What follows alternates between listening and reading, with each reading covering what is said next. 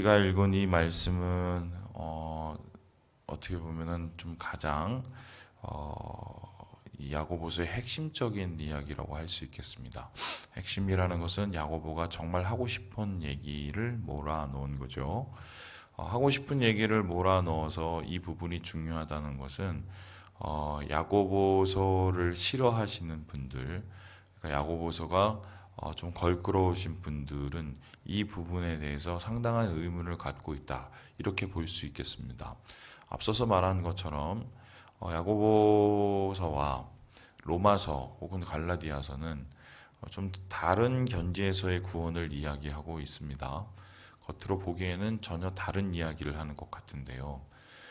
알다시피 로마서에는 분명히 믿음으로 구원을 받는다. 그래서 이신칭의라고 합니다. 이 말은 무엇이냐면 사람이 그때까지 이 생각이 두 가지였습니다. 율법으로 구원을 받는다. 그래서 쉽게 설명하면 율법을 잘 지켜야 그냥 구원을 턱걸이 할 수준. 그러니까 어느 정도 기준섬이 있을 때 율법이라는 것을 통해서 그 결승점까지 막 달려내야 턱걸이를 해야 겨우 구원을 받는다. 뭐 이렇게 생각하는 쪽과 아니면은 이제 이방신을 섬겼던 애들은 어떤 애들이냐면 이랬어요. 이방신한테 얼마나 잘했느냐가 너의 구원의 이 기준이 된다. 그러니까 뭐 갖다 바치고 뭐 걔네들은 이제 뭐 돼지도 갖다 바치고 뭐 먹을 것도 갖다 바치고 뭐 돈도 갖다 바치고 이렇게 잘 해야 그래야 네가 좀 잘 되고 구원을 받을 수 있다. 뭐 이런 생각이 지배적이었죠. 자기가 하는 행위에 맞춰서 우리가 영생을 누리고 우리가 잘 되고 우리가 은혜를 받는 뭐 그것을 이렇게 맞춥니다. 이게 세상의 일반적인 생각들이에요. 그런데 바울은 그게 아니라고 얘기를 했어요. 만일에 그게 맞다면은 왜 예수님께서 십자가에 못 박혀서 우리를 대신해서 죽겠냐는 거죠. 우리 대신 죄값을 치르셨기 때문에 그 죄값을 치르는 것을 우리가 믿기만 하면 그래서 우리가 하나님 앞에서 죄값을 치른 예수를 믿는다는 건 어떤 뜻입니까? 예수님 앞에 내가 죄인이라는 걸 먼저 인정해야겠죠. 아, 내가 죄가 많아서 나는 구원을 못 받는 사람이야. 나에게는 영원히 생명을 누릴 수 있는 이 방법이 일도 없어. 이렇게 자기 자신을 죄인이라고 인정하는 것부터 시작이 되고 그리고 두 번째는 무엇인가? 근데 이 죄로부터 구원할 방법은 바로 예수님밖에 없다는 것을 받아들이는 거죠. 그러니까 이 구원이 믿음으로 나온다. 믿음으로 구원을 받는다는 이 신칭의는 어떻게 보면 우리의 구원의 시작이라고 할 수 있습니다. 그래서 이게 예를 들어서 예수를 안 믿고 아무리 깨끗하게 살고 아무리 잘 살아도 그 사람이 구원을 받을 수 있어요, 없어요? 없다는 거예요. 왜냐하면 우리 인간은 모두 죄인이라는 그 전제에서 출발하기 때문이죠. 그래서 바울은 계속적으로 그 얘기를 했어요. 그 얘기를 한 이유는 뭐냐면은 무엇입니까? 그 자꾸 율법주의자들이 교회 안에서 야 이것도 하고 저것도 하고 그래야 구원받아 이렇게 얘기를 하거나 아니면 당시 헬라 철학에 입각한 여러 가지 사상들이 또 그러한 뭐 금욕이나 뭐 이런 걸 요구했기 때문에 그거 아니라고 믿음이 중요하다고 그게 이제 그 초대교회 혹은 이방 선교의 가장 핵심적인 복음이었어요. 믿음으로 구원받는다. 근데 거기에 굉장히 길들여 있고 거기에 굉장히 중심으로 살던 사람들이 갑자기 오늘 이 야고보서도가 한 이 믿음과 구원에 대한 얘기를 들으면 기분이 어떻겠습니까? 우리 함께 17절의 말씀을 같이 한번 읽어보도록 하겠습니다. 17절입니다. 시작. 이와 같이 행함이 없는 믿음은 그 자체가 죽은 것이라. 뭐 행함 없는 믿음은 없다. 14절엔 더불어서 뭐라고 합니까? 그 믿음이 능히 자기를 구원하지 못한다. 믿음으로 구원한다고 그랬는데 왜 그게 아니래? 그럼 누구 말이 맞는 거야? 뭐 이렇게 이제 생각이 되는 거죠. 그래서 이것을 가지고 여러 가지 충돌이 있고, 그래서 야고보서를 지지하는 파와 또 로마서를 지지하는 파가 또 이렇게 있고, 또 이걸 통해서 사도행전을 이 학자들이 막 새롭게 보기 시작해서, 야, 봐라, 바울이 사실은 이 예루살렘 교회 갈 때마다 항상 이렇게 좀 이렇게 부담스러워했던 이유가 뭐냐면, 이러한 이 구원에 대한 이 다른 생각을 가지고 있으니까, 그러니까 이게 뭐 용인이 안 되고 받아들여지지 않으니까 이렇게 껄끄러웠던 거다. 그래서 당시의 교회가 사실 이러한 바울식의 구원관과 야고보식의 구원관로 이렇게 양분돼 있었던 것, 화해가 하지 못했던 거 아니냐, 이런 갈등으로 이제 그 상황을 생각하게 되는 거죠. 하지만 중요한 것은 이게 다른 말 같으나 자세히 읽어보면 결국 같은 말이에요. 뭐 김세윤 그 요즘 그 교수인가 그 박사가 이 부분에 대해서 그렇게 얘기를 했어요. 여러분 생각을 해보세요. 요셉이를 제가 예를 들어볼게요. 이놈이 어느 날 밤에 잠을 안 자는 거예요. 잠을 안 자. 그래서 가봤더니 그 무슨 프린트물이라고 그래서 학교에서 선생님이 무슨 역사 뭐 이런 거 프린트를 하는데 그걸 새벽 2시까지 보고 있더라고요. 아니 제가 왜 저런 애가 아닌데. 그래서 제가 야 빨리 자 빨리 자 왜 뭐 하는 거야. 내가 요새 뭐 빨리 자 빨리 자 이랬어요. 아우 그냥 그만해 그만 공부하고 빨리 자. 내일 저 학교 가야지 그랬어요. 제가 그렇게 얘기했다가 어느 날 딱 집에 왔더니 이놈 새끼가 그 아니 그 저기 뭐야 수학을 이렇게 풀어야 될 시간인데 요즘에 얘가 처음으로 학원을 다녀요. 수학 학원을 가고 싶다 해서 보냈어요. 근데 학원 간 시간에 그 공부는 안 하고 이놈이 준비는 안 하고 자고 앉았는 거예요. 내가 그래서 야 일어나 공부 좀 해. 여러분 똑같은 애한테 제가 전혀 다르게 얘기하죠. 공부하지 말고 빨리 자. 그리고 야 일어나서 공부해. 이게 틀린 말이에요? 똑같은 말이죠. 사실 왜요? 공부를 너무 안 하니까 하라고 그러는 거고 공부를 너무 지나치게 하니까 하지 말라고 그러는 거고. 그러니까 밸런스잖아요. 좀 어느 정도 좀 이렇게 맞아야죠, 이게. 이 소리예요, 이게. 자꾸, 아이고, 나는 아직 부족해. 나는 구원을 못 받은 것 같아. 내가 율법도 막 틀리고, 막, 내가 하나님한테 헌금도 많이 못하고. 그거 아니라니까.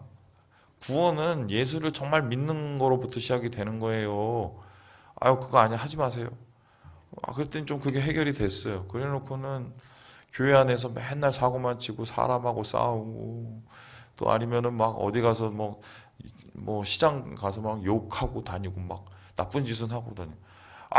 믿는 사람이 왜 그렇게 뭐 하는 짓이에요? 좀 행동을 좀 해, 제대로.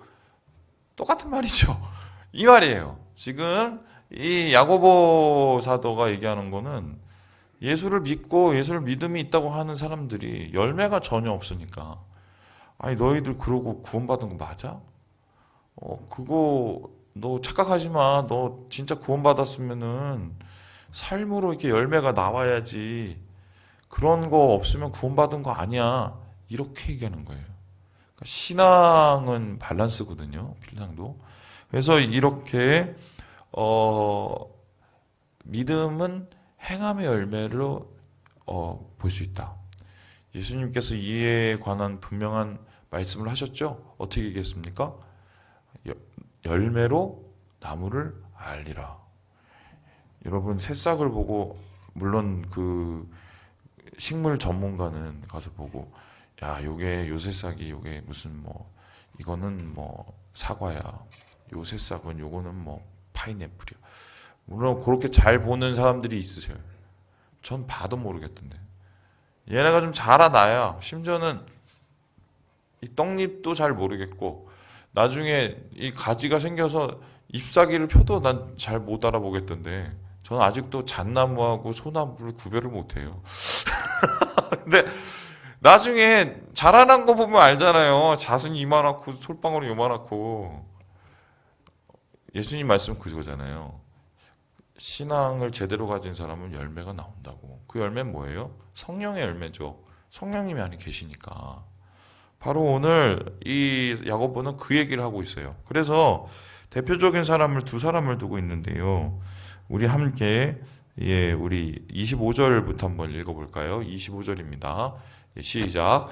또 이와 같이 기생 라합이 사자들을 접대하여 다른 길로 나가게 할 때에 행함으로 의롭다 하심을 받은 것이 아니냐. 여러분 라합 얘기를 하고 있습니다. 여러분 라합을 생각을 해보세요. 기생 라합이에요. 아마 이 사람 자기를 나중에 모든 사람들이 기생 라합이라고 부르면 좀 기분 안 좋아할 것 같아요. 예? 근데 뭐 어쩔 수 없어요. 이 사람 진짜 기생이었으니까. 근데 그냥 기생입니까? 어디 기생이에요? 이 사람이 라합이? 여리고성 그게 기생이에요. 그러면 이 사람은 여리고성 무너질 때 제일 먼저 무너져서 죽어야 된 사람이에요. 출신 성분도 그렇고, 그리고 그 기생 라합이 있던 그 주막 자리가 바로 성곽 위에 있어요. 그 당시에 보면. 그러면 성이 이렇게 무너졌으면 제일 먼저 떨어져서 죽었어야 돼요. 죽었어요? 안 죽었죠. 왜 안 죽었습니까? 하나님의 백성의 거룩한 그 하나님을 믿고 그가 하나님을 따르기로 작정을 했기 때문에 정탐꾼 살려주죠. 그리고 어떻게 됩니까? 그 자기 신앙을 따라서 그들을 향해 가죠. 여러분 믿음으로 구원의 공동체로 이르렀지만 행함을 통해서 그 구원이 완성되죠. 그렇죠? 그렇듯이 야, 이봐, 기생 라합 생각해봐. 결단하고 의지를 가지고 그 행함을 가지고 구원이 이 열매를 맺었잖아. 이 소리예요.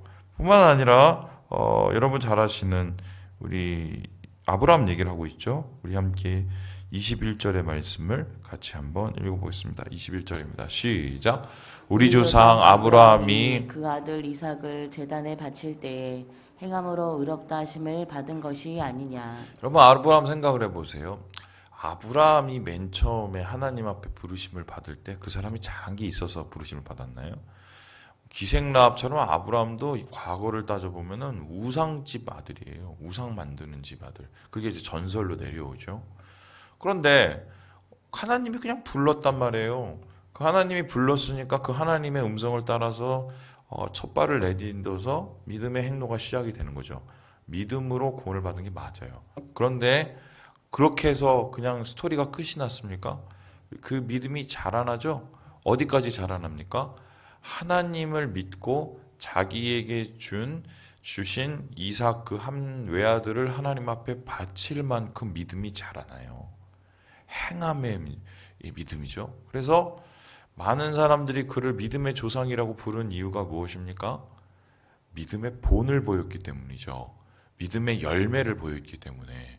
그래서 하나님을 믿음으로 우리가 어디까지 신뢰할 수 있고 어디까지 하나님을 순종할 수 있는지 그것의 모델이 됐기 때문에 우리가 아브라함을 믿음의 조상이라고 합니다. 그래서 기생라합도 그 아브라함도 처음은 사실 구원과는 딴판인 사람들이었지만 믿음으로 구원을 받았고 그 믿음이 나중에 결단과 순종의 열매로 나타나게 되는 거잖아요. 그러니까 믿음은 행함이라는 열매가 있구나. 이 소리를 지금 이 야고보 사도가 흩어져 있는 이 교회들을 향해서 지금 편지를 쓰고 있는 겁니다. 자, 그렇다면 이제부터 잘 들으세요. 왜 많은 말들이 있었을 텐데 오랜만에 편지를 쓰면서 쓴소리를 이렇게 했을까? 야, 똑바로 믿어 이 소리거든요. 너 그렇게 왜 그렇게 믿는다고 그러고 왜 그녀 모양이냐? 이 소리를 지금 오랜만에 편지를 쓰고 그러고 있는 거예요. 왜 이랬을까? 교회에 도대체 무슨 일이 있었길래? 그죠? 궁금하죠? 그런데 오늘 내용을 잘 읽어보면 그 이유가 아주 적나라하게 드러나요. 우리 함께 16절 우리 같이 한번 읽어보도록 하겠습니다. 16절입니다. 시작. 너희 중에 누구든지 그에게 이르되 평안히 가라, 덥게 하라, 배부르게 하라 하며 그 몸에 쓸 것을 주지 아니하며 무슨 유익이 있으리요. 이 소리는 뭐냐면 당시에 흩어져 있는 교회, 그러니까 사방팔방으로 이 로마 제국에 흩어져 있는 이 교인들 교회를 세우고 거기서 요즘으로 말하면 한인교회, 해외 한인교회를 하는 거예요. 근데 그 소식을 들었는데 맨날 싸우는 거예요. 교회에서 지키고 볶고. 돈 있는 사람은 돈 있다고 과시를 하고, 돈 없는 사람은 돈 없다고 불평을 하고, 또 교회 안에서 분파가 돼서 이파 저파 무슨 쪽파 대파 중파 해갖고 다 싸우고 앉았고, 예?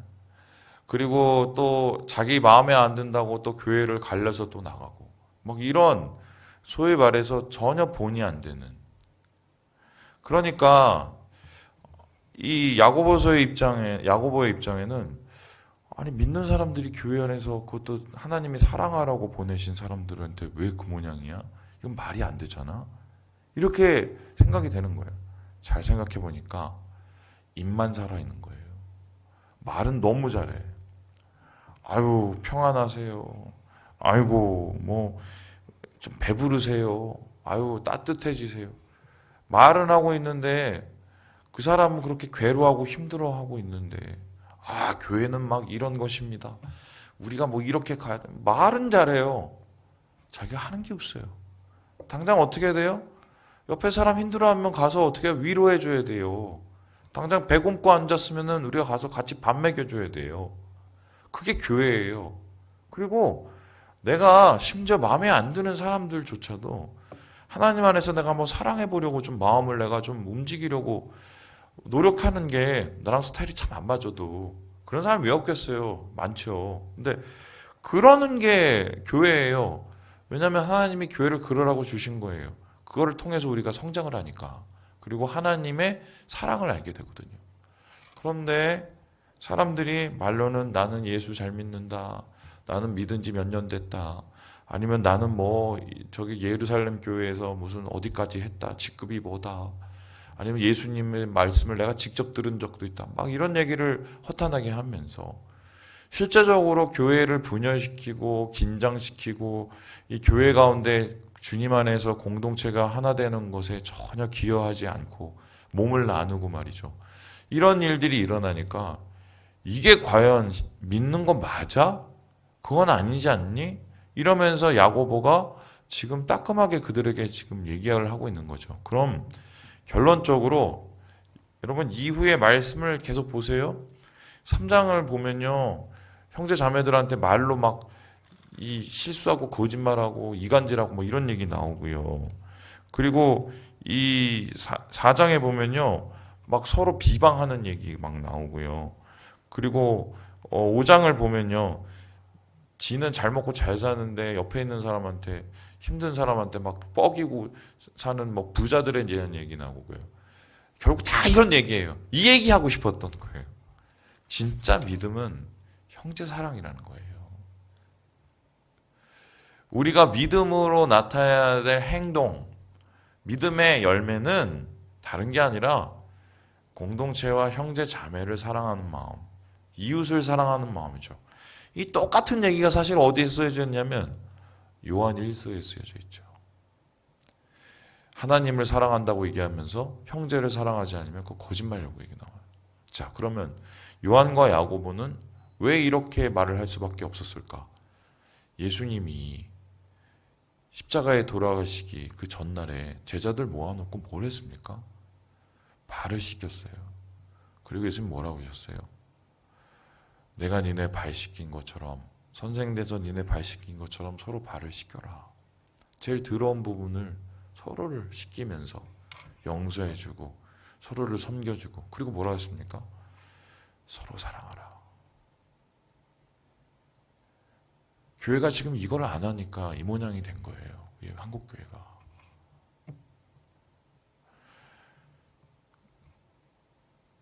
공동체 안에서도 나눔과 분열 있죠? 교회끼리 서로 경쟁을 하죠? 사랑해야 될 교회가. 그리고 어떻게 해요? 세상과 이웃을 섬겨야 될 교회가 자기를 보호하기에 급급하죠. 이거는 하나님이 원하시는 믿음도 아니고 교회도 아니고, 지금 이러한 답답한 마음에 야고보가 그의 이 교인들을 향해서 이렇게 편지를 쓰고 있는 얘기가 오늘 전체적인 이야기라고 할 수 있겠습니다. 이제 좀 이해가 좀 되시죠? 왜 믿음은 구원으로 믿음 받는다고 했다가 왜 행함이 없는 믿음이 아니라고 그랬는지 여러분 기억하시고,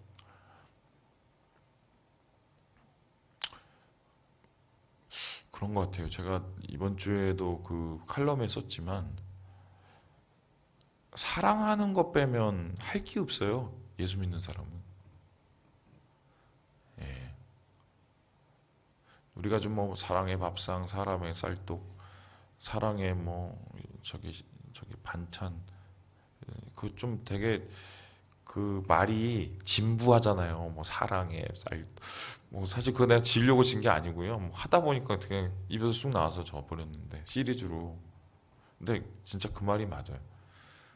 사랑 아니면 할 게 없어요. 교회는. 우리가 행함은 사랑으로 나타난다. 열매 맺는다. 기억하시고 오늘 주님 안에서 그 사랑을 이루시고 그 사랑으로 주님의 믿음의 열매들을 더 많이 만들어 가시는 우리 사랑하는 주의 형제 자매들 되시길 주님의 이름으로 축원합니다.